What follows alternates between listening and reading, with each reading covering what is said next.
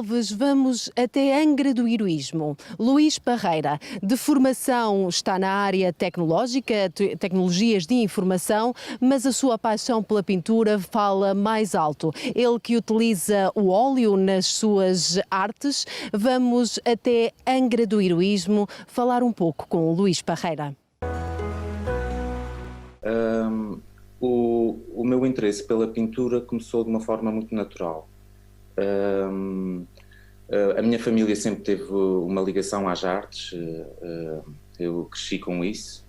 A minha irmã mais velha pinta, portanto, para verem, nós somos 8 filhos, eu sou o mais novo, a minha irmã mais velha faz uma diferença de mim de 20 anos, portanto, eu cresci com a pintura e basicamente fui tomando o gosto, fui vendo, fui criando aquela curiosidade de perceber como é que se fazia, que materiais é que eram utilizados, fui experimentando. Os primeiros, claro que nunca corre tanto bem, mas quando se gosta vai-se insistindo. E à medida que fui fazendo e que fui experimentando, também um pouco com a ajuda da minha irmã na parte dos materiais e claro que nós quando vivemos com alguém que pinta e vemos muito no dia a dia pinturas, acabamos por aprender só por ver, não é? Então não teve assim uma formação académica, aprendeu vendo a sua irmã e também praticando, considera-se autodidática ou... Sim, autodidata, não tive nenhuma formação académica na área da pintura, foi mesmo o gosto e tentativa e erro, experimentando e foi surgindo assim. E no conjunto já extenso de obras que já criou, tem alguma em específico, não digo que seja a sua favorita, mas no qual tenha mais orgulho de ter criado? Pois, isto é uma pergunta difícil.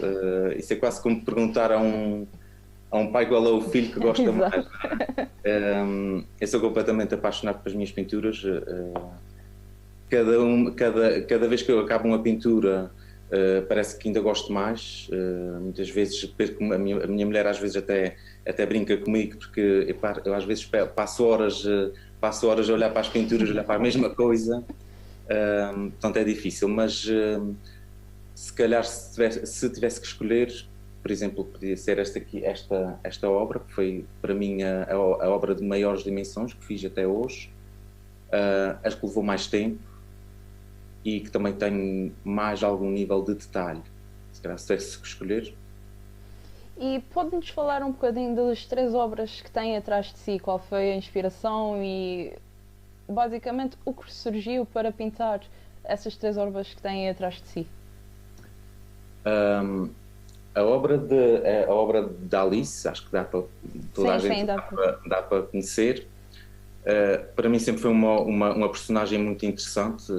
Acho que toda a gente conhece e toda a gente passou na sua infância, viu de alguma forma e conheceu a personagem. Nós todos, quando estamos a passar pela adolescência, nós passamos por uma fase crítica, não é? Digamos assim, a adolescência por si só muitas vezes é uma fase especial, em que nós muitas vezes não sabemos como é que nos enquadramos na sociedade, não é? E daí eu ter feito a Alice quase como numa realidade invertida. A Alice tem aquela vertente do filme que ela está a cair. Neste quadro não é propriamente a Alice a cair, mas é a Alice quase como se estivesse sem saber onde é que se enquadra, onde é que está. Além disso, é uma personagem que eu acho interessante porque embora tenha aquele ar muito frágil, acabou por ser uma guerreira, não é? E também foi mais nesse sentido que pintei e que acho interessante. A Rainha de Copas, do lado oposto, veio um bocadinho no contexto desta primeira obra. As minhas obras normalmente eu pinto consoante o meu estado de espírito também, daí muitas vezes tanto pinto personagens mais frágeis, mais angelicais, como de repente mudo e pinto uma personagem completamente o oposto, que é o caso aqui. Esta personagem foi mais inspirada devido nós na nossa vida, infelizmente, muitas vezes lidamos com pessoas com mau feitio, não é? Estamos sempre a deparar com isso, e foi mais nesse sentido que eu pintei também a Rainha de Copas, porque acho piada à personagem e ao mau feitio. Assim. A outra obra que eu tenho aqui, por acaso, está em estúdio, está em construção. Isso é aqui o meu espaço de pintura, ainda está terminada. Esta obra surgiu porque a minha filha é completamente fanática pela Bela e o Monstro. Ela passa a vida, sempre que eu vou deitar, ela passa a vida a pedir para contar a mesma história. Por acaso nunca foi daquelas histórias que vi sem criança, nem nada disso, mas devido à minha filha, até comecei porque eu tento sempre transmitir a ela, quando conto as histórias, qual é a mensagem que é passada.